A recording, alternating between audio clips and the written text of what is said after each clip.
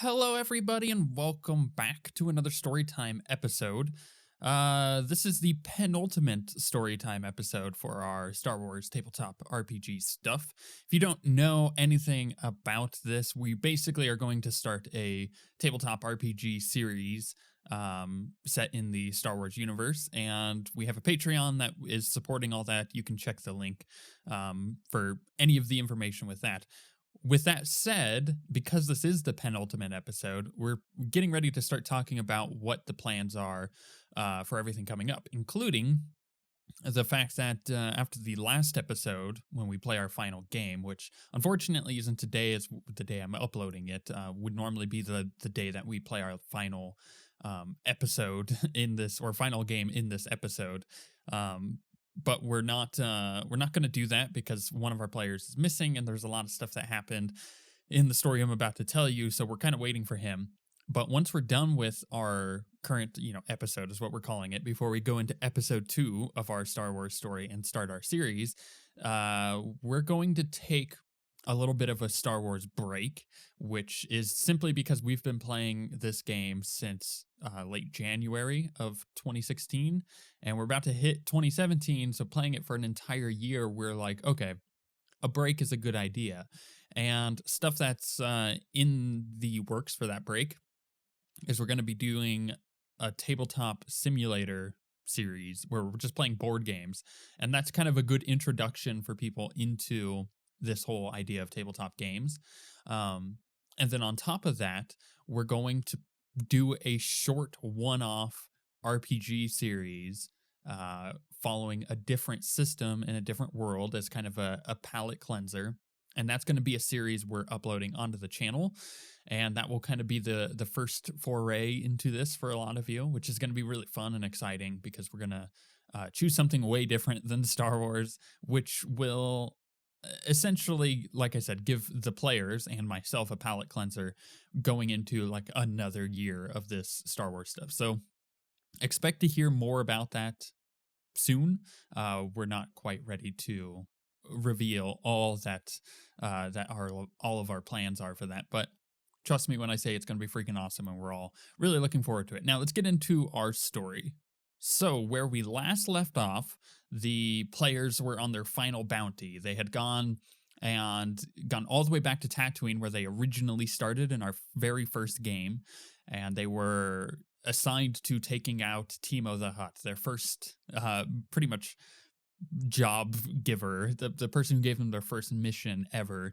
And the fact that they had to go back there and pick him up for a bounty was pretty cool for the players, and there was a lot of stuff that happened, including the room that they were in being filled with poison and them having to take out the little applicators of the poison and everything.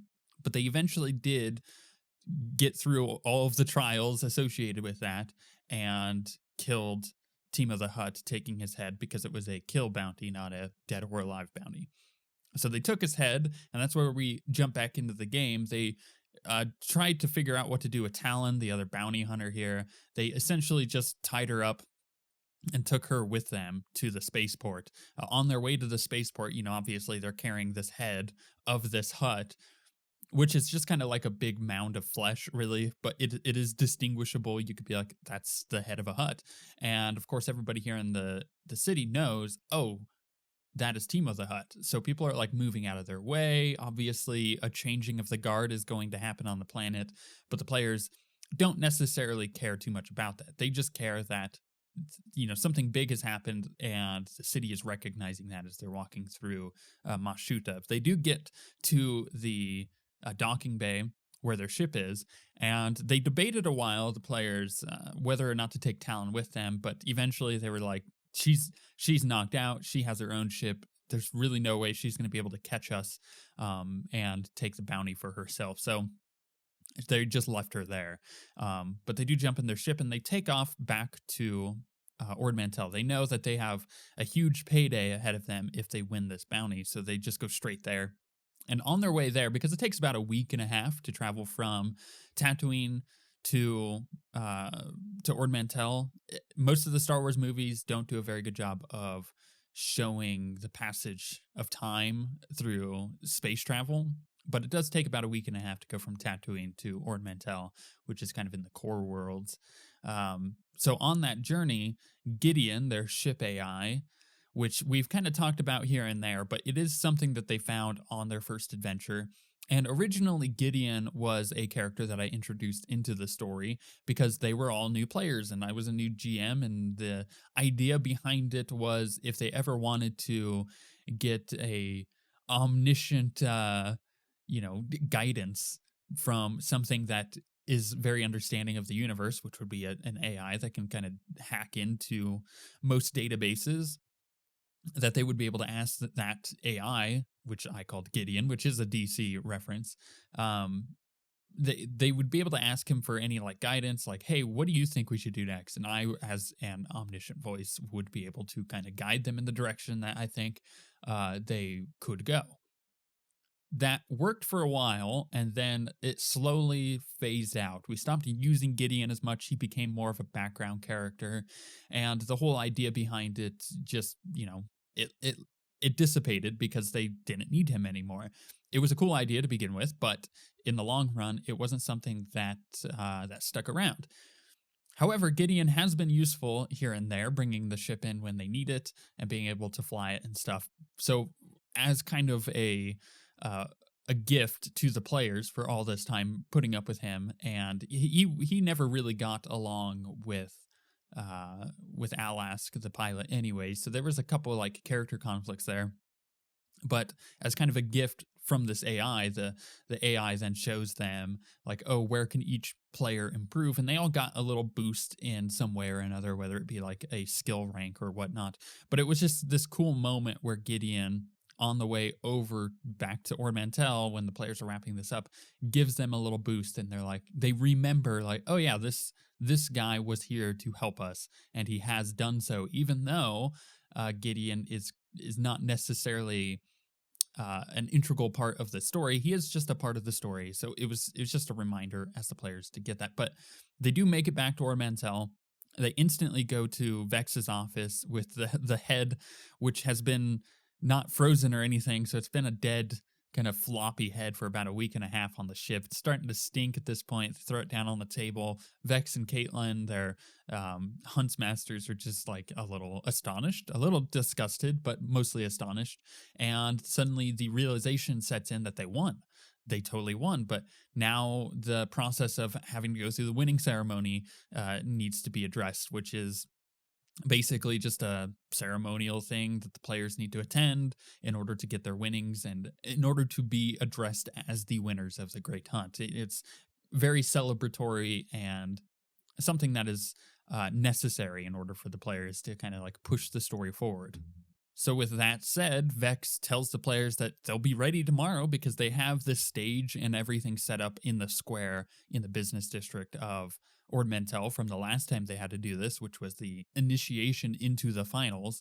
So just come back and, they'll get it underway. So players at this point are like, cool, we're done. Let's go back to our ship, because they don't trust anywhere in the city.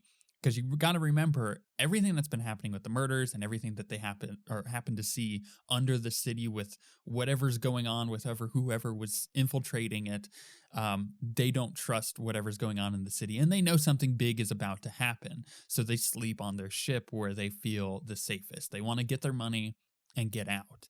And Timo, before he died, told the players, like, you guys are going to be the fall guy for something. I don't know what, but I've been working with the Great Hunt. I was the one setting up all the targets for the Republic, because it was the Republic behind everything, which was surprising to the players. They didn't quite get that yet. They didn't understand that the Republic was the ones behind it. Because at this entire time, they thought that the First Order was the ones doing all of this, and that was their direction that they were going with it. But when they hear that it's actually been the Republic this entire time, potentially setting up these murders, potentially bringing these characters in that they've been bringing in for bounties to either use or kill or get information out of, that changes the perspective on what's about to happen. So they're not quite sure what's going to happen, but they're on their toes about it.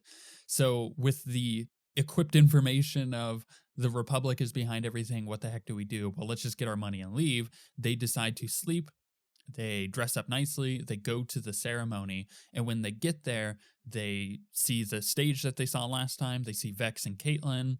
Caitlin kind of goes over the running order of what's going to happen. She's like, the person who's currently running the city is going to give a speech. And then during that speech, I'll give you guys your winnings. And then after that, we party, party, party because it's success, you know? And Vex is getting a lot out of this too. She's been an integral part of the Great Hunt, but she is a huntsmaster. And as a huntsmaster, she gets winnings from this as well. What the players don't know is she gets about 1 million credits out of the entire ordeal, which is quite a lot of money considering the players are only getting 750,000 credits, and that it comes with some bonuses. We'll talk about that in a minute, but she's really excited to get this done too because her whole thing is she loves money. And in this moment, the players get up on the stage, and this is when a very narrative moment happens and everything changes from here on out. They go up on stage with Vex and Caitlin. They see Raziel, who was the second hand of the Shadow Collective, is now running it because they brought Dalton in as a bounty. And then on the other side of the stage, they see Vakran, kind of an enemy of theirs, the person who's been running the Knight Brothers, and they assume is behind a lot of what's going on Ord Mantell. And then there's Demetrius, which is one of the huts that is on Ord Mantell, probably representing some kind of hut presence, just as, you know, the huts are all a part of the Shadow Collective, but none of the huts that are a part of the Shadow Collective are technically here, so he's representing that role. But it's from up on stage that they're able to get a really good view of the crowd. They're able to see plenty of faces that are familiar, but they're noticing that the crowd is much bigger than it was at their initiation ceremony. They're able to pick out a few familiar faces. They see a bounty hunter named Lotus that thankfully they didn't need to go against, is what they're thinking, because from what they know, he was pretty awesome, and they were really hoping not to fight him, and they didn't have to, which is good. They see Rahi, another bounty hunter they fought, and even Talon, the bounty hunter that fought against them on this most recent hunt in the finals. Someone that they fought against at the very beginning, too. So to see them there, they're a little relaxed. They see, like, okay, there's familiar people here. But the majority of the crowd was regular Ord Mantell citizens. And in fact, they recognized some people that asked them for autographs, you know, earlier in the week or a couple weeks ago, and it occurred to them that in that moment, they've done something that they've never been able to do or see anyone else do on Ord Mantell, which is that they united the people even just for that short little time. And on the stage, you know, they have Caitlin and Vex standing next to them, and it's this cool moment of, you know, everybody that they've been with thus far and everything that they've gone through is all just like now in this finale, because they know it's the finale. They know it all is there, and whatever's about to kick off, they know that they have friends nearby.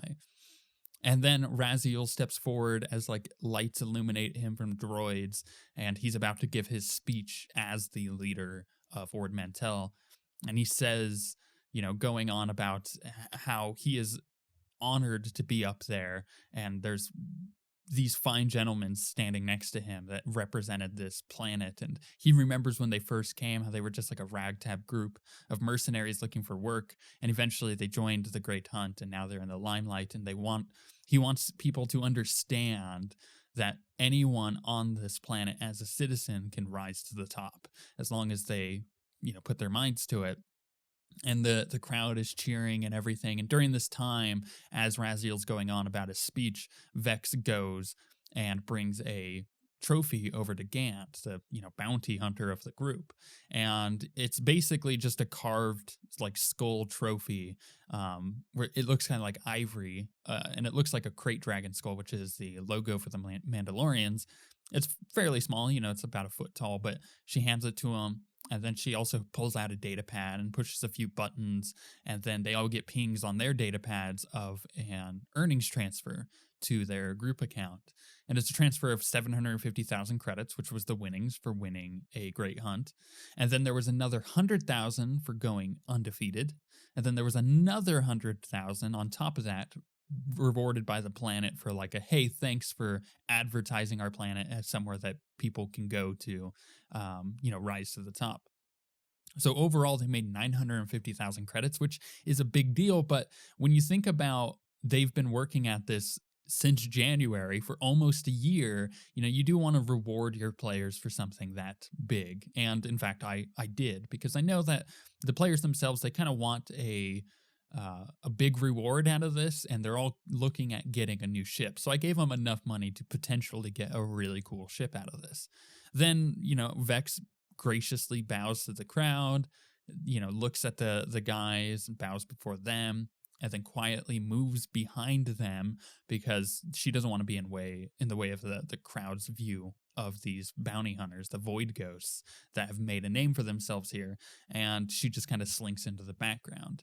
And then that's when Raziel finishes speech, and it's one of those, rousing speeches where the entire crowd starts cheering and everything, and the players are sitting there like, oh, this is pretty cool.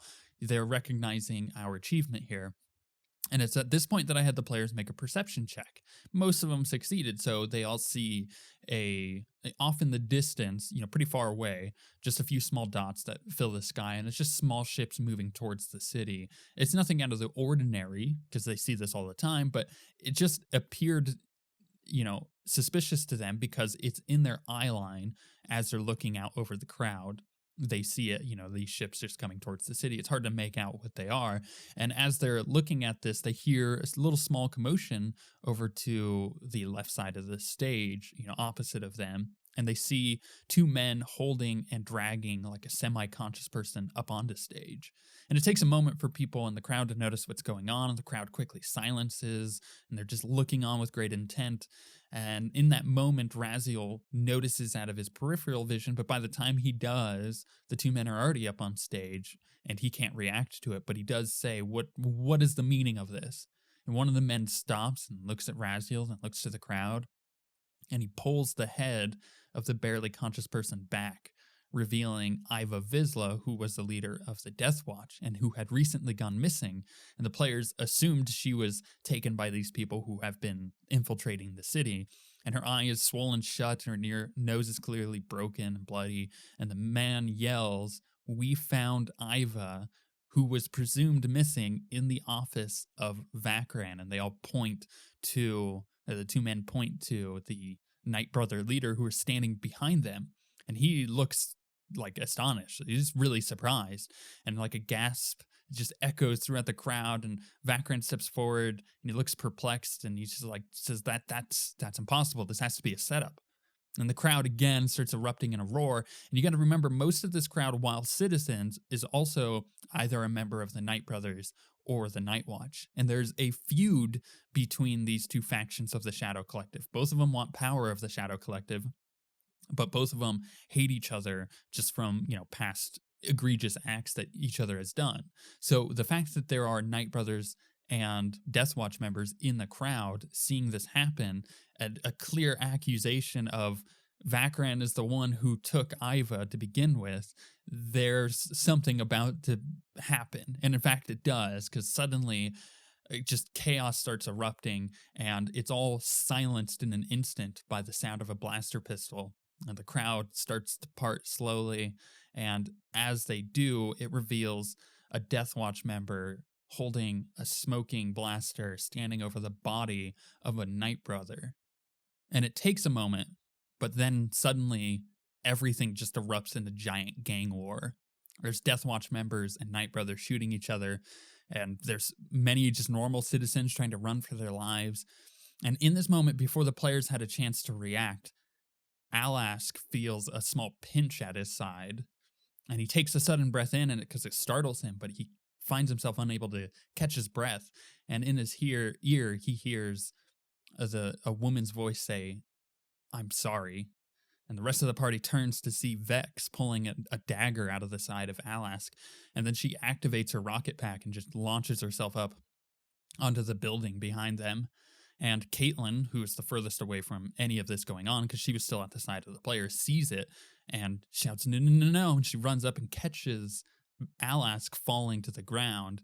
And before he does, he lands in her arms. And it's at this moment that now the players have a chance to react. Suddenly, everything has gone to hell in the city. Whatever just happened with Vex, they just got betrayed. She left a satchel behind. And Doc runs up and tries to heal Alask because he had a critical wound, which was bleeding out, which is like a 131 to 140. So it's a really bad critical wound considering 141 to 150 kills you. And he healed the critical wound. Alask stabilized, stopped bleeding out, but he did take a lot of damage in that. And once this all happens, they look up and the ships that were in the distance are now above them.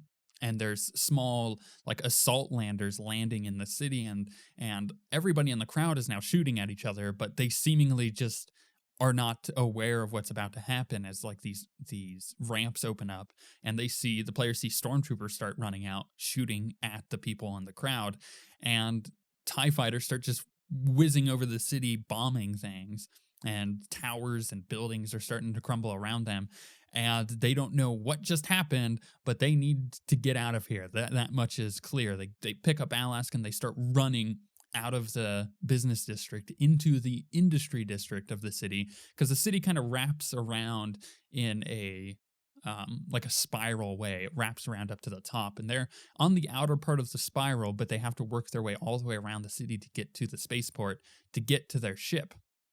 So they do that. They run all the way out of the business district into the industry district. It's then that they have another skill test like we did in the last game, where they have to use their skills in a creative manner to get through here, because there are TIE fighters bombing this part of the city and there's pieces of debris and buildings falling down around them. So they need to make one of those cool cinematic runs through as things are like falling down behind them and not die. So essentially, if they get 3 fails on rolls here with a difficulty of 3, so it's not that hard, they just straight up die. So they have to succeed 6 times in order to get through. They do manage to do it with 2 failures. So again, it was a really close one. One more failure, they would have just straight up died. But they do make it through just barely as, you know, the buildings are crumbling behind them. They get into the market part of the city where all the markets are, and it's at this point that, you know, certain roads are closed down. It's been several minutes at this point of running. Debris is everywhere, closing off certain streets, so they're limited to where they need to go, but they do make it through. And in the middle of the street, one of those landers lands, and stormtroopers pour out, and the players manage to quickly defeat the stormtroopers. Stormtroopers are not that difficult for them, but it's at this point that they realize like the intensity that they need to get out of here as quickly as possible. They run past the Vortex, which is one of the like clubs on Ord Mantell, one of the bars that they've visited frequently and that they've made a friend in, the barkeeper named Guruk. And as they run by, they see Guruk like throwing a grenade, and he's got these 2 droids that he uses as servant droids also fighting along with him, and he's taking out stormtroopers. They meet up with him, so they have him and now Caitlin in tow, so they have 2 NPCs to help them, and they quickly make it through to the spaceport, which is now overrun with stormtroopers. And it's at this point that the players are starting to kind of get that moment to think like, what the heck just happened? We thought the Republic was behind it. We originally thought the First Order was behind all this, then the Republic, and now the First Order are attacking the planet. There's no time really to put all this together. We have to get to our ship. So they just book it. They sneak through the spaceport district with another skill challenge, just one more stealth focused. They do make it through pretty easily, and once they get to the spaceport where their ship is, they go into the docking bay. They open up the door to the bay of their ship, and the lights are off because it's a covered bay, like the doors have to open above it. And they slowly walk in as they can really only see the light illuminating their ship from the door that they just opened. The door closes behind them because there's, you know, stormtroopers that are patrolling, so they want to get in the bay as quickly as possible.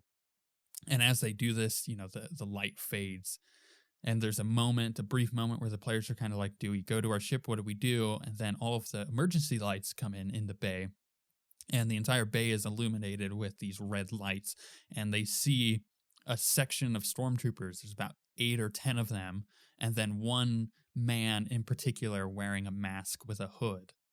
Now, the players recognize him instantly, because on the very first session, when the players were fleeing Ord Mantell, this was one of the men who was pursuing them. In fact, he had taken his big ol' axe that he has and like hucked it over his head and killed an NPC that was next to the players. The players like picked up the guy because they didn't know he was dead at the time and ran him into the ship to try to save him. And the axe was just like buried in the back of this guy. And it was a bit of a mistake on my part because Cookie, the Wookiee, got a really powerful axe out of it because he just looted the axe. Thankfully, he didn't know how to fully utilize it, but we eventually got rid of it. He sold it for a weapon that was going to be better fit for him. But he had this axe for pretty much the majority of the game until he sold it on Nar Shaddaa. And they're standing in this bay. They recognize this guy. That's the guy from the beginning. That's the guy that we had to flee from, who was clearly First Order, because he was with all these stormtroopers when we first fled, and now he's here. And he has his axe back, and he says, he looks straight at Cookie, and he says, basically that I took a while to go and find my axe, but I found it, and now I'm back. I'm seeking revenge. And the players just are like, welp, in order to get to our ship, we have to fight through these guys, so let's go. They run in, they start firing, and it's at this point that the guy with the mask, who at this point I've also been only referring to as the First Knight. The players don't know who that is. Do I know who it is? Maybe. We'll see, but they only know him as the First Knight at this point. And he points at Cookie when this battle is kicking off in the hangar bay, and he casts an ability because he's actually got like player character abilities that he uses as an NPC. He's a big boss. And one of the things he is he's a Jedi Guardian. Well, technically he's a Sith, but he uses the abilities of a Guardian. And the coolest ability that I found in the Guardian source book, which by the way, I would highly suggest picking up. It's awesome. I just had to turn around to make sure of the name of the book before I said it. It was called Keeping the Peace. It's awesome, as I said, but basically it expands on all the Guardian stuff, and I gave the First Knight one of the Guardian signature abilities, which is called Fated Duel. So he points at Cookie and he casts Fated Duel, and essentially based on whatever roll he makes for a certain amount of rounds, that character that he chooses, so Cookie in this instance, is forced to attack him, and he is forced to attack Cookie, and nobody around can interfere for as many rounds as it takes place. And after the roll, we find out it's going to be for 4 rounds of combat. That means Cookie is going to get 4 turns, and this boss is going to get 4 turns of attacking each other that nobody else can interfere. They can't heal, they can't shoot at one another, they can't try to block or interrupt. It's just, that's the cool little ability. And the players really liked that because they saw this awesome ability that some of them had read before looking through the Guardian book, but they never really thought that they would come into contact with that. And the other thing with this is the boss does a ton of damage. So Cookie, who has a huge sack of hit points, could probably, resist some of the fighting, but he knows it's going to come down to the wire here. And in fact, it does. The NPCs that are with them, Caitlin and Gurik, and the rest of the players managed to take out the stormtroopers within those 4 rounds, but it gets to that last round, and the players are still unable to interrupt. And Cookie has tried his best to resist a lot of the damage, but he has taken a ton of damage as well. He's about to die, and Cookie goes in for his kind of final strike of these Fated Duel rounds, and he's trying to like hit the arm of the First Knight, and he crits him, and he does a pretty nice crit. It does it basically wounds one of the limbs of the character. It doesn't like sever it, but it just wounds one of the limbs, so he's at a disadvantage for his next attacks. And it's at this point that narratively Cookie swings forward, hits the arm that's like carrying this guy's axe, and the First Knight, his turn's up next, so he's kind of pissed off, like, you just, wow, you injured my arm, I'm going to do the same for you. And he turns and attacks Cookie and critical wounds him, and it couldn't have gone any better. In fact, Cookie, who is a player who can take this kind of things, Merzad is a guy who when these kind of things happen, he finds it fun and narratively interesting, but he was laughing nervously as he rolled his critical roll because he rolled a maim. And when you maim, it's whatever that guy was attacking, basically, he takes a limb. And so Cookie attacks this guy's arm. The first knight turns and attacks back, and in his fury, chops off the forearm of Cookie. So now Cookie is missing his forearm. It's laying on the ground, and it's a permanent thing. He doesn't get it back. But thankfully, this is Star Wars, and this happens all the time in Star Wars, apparently, you know, with Luke Skywalker and Anakin, where in order to get that limb back, you just go get a cybernetic one installed. So it's not a huge like deal, but it was shocking. We weren't expecting that to happen. I think a lot of the players didn't know that that could even happen, to the point where your character is getting maimed so bad. But narratively, it was a really cool, awesome moment to set off the culmination of this fight, because now the next round is starting. The rest of the players can attack this first knight, and it gets down to his turn, and basically he casts a blind ability that causes all of the players to go blind, and if they fail a certain check on it, they're also deaf for a certain amount of rounds. And that happens. The only one not affected by it, the only one who really could succeed, but at the same time it was an automatic success because he's a droid, was Venator. And he watches as the first knight just walks away out of the hangar bay. Clearly, he feels like either he's defeated or he's going to get defeated if he sticks around. So he then retreats and walks out of the hangar bay. The players, their senses come back to them. They're able to see and hear again. And they rush onto the ship, Doc helping Cookie with his severed arm. They try to put it back. It's no use. He's not going to reconnect. He's going to need to get a cybernetic implant, basically, as an arm, just like Luke Skywalker, which is really cool. I think that is really cool.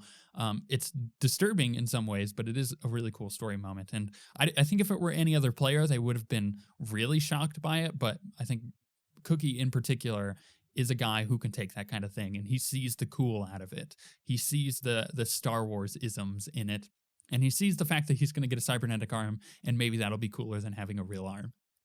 But the players do get into their ship with their two NPC buddies, and they take off into space, and as they breach the clouds and that blue sky quickly turns to black and they're able to see the stars, they see a massive space battle erupting in front of them.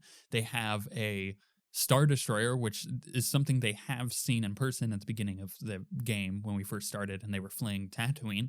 They see one of those, and then three CR-90s, which are like big corvettes. They are Republic capital ships. They see three of those. They're not the big ones. They're kind of like the medium frigates, but there are three of those engaging on the Star Destroyer. The Star Destroyer is much bigger than these, but there are a ton of TIE fighters and X-Wings fighting each other. And in this moment, they're just like, we need to get out of here. Let's jump into hyperspace. And as they go to do that, again, another Star Wars ism happens, and a tractor beam starts pulling them in to the Star Destroyer, clearly targeting them in particular. Why them? They don't know yet. And they won't know until our final session, because we're kind of getting to the end of our session here where they try to get away. They realize it's for naught. They don't want to get captured.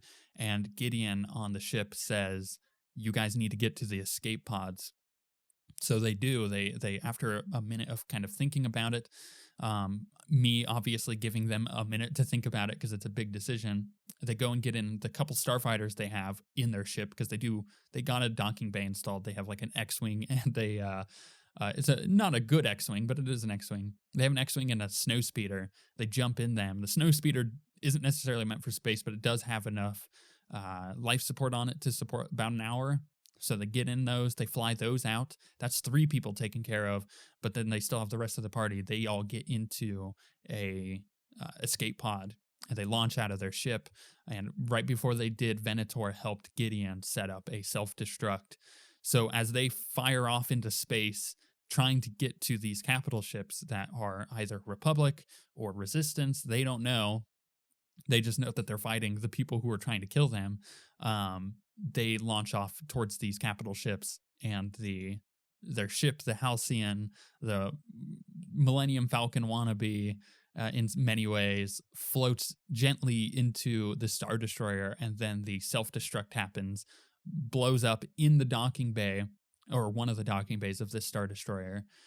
It's at this point you see a ton of TIE fighters turn around and start making their way back to the Star Destroyer, and over the course of about a minute, they all get back in, and the Star Destroyer jumps into hyperspace, and you're left with many a wreckage of Star Destroyer in like this cul-de-sac that they were fighting in that was created between the three frigates and the Star Destroyer, and the players are floating somewhere in the middle. And that's where we ended our game, because we still have one more session. We want to resolve everything that just happened, and in this last session, there is going to be many answers. There's going to be answers of what the heck just happened, why did it happen, why were they being targeted, and were they in fact the patsies of whatever was going on? Are they going to be the fall guys for whatever just happened?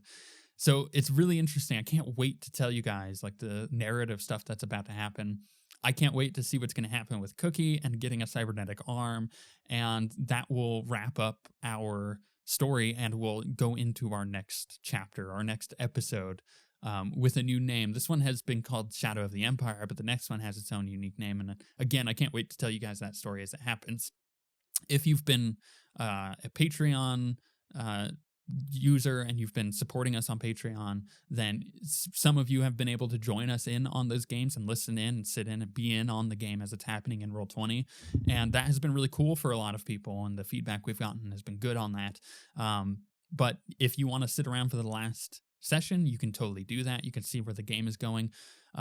Otherwise, what's going to happen soon is we're going to announce what our palate cleanser RPG game will be, and that will take place for a few weeks. It's going to be a one-off game of a very specific system set in a very specific world, and it's going to be not Star Wars, but it will be a couple sessions, a few sessions of that as a one-off game.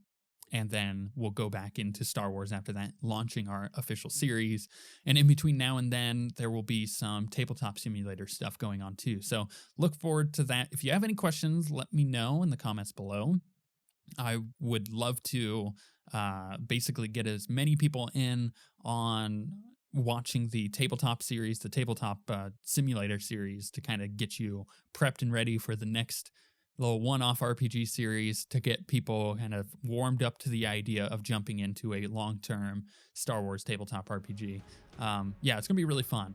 I have many things to say, but we'll make a separate video for all of the cool announcements coming up with that.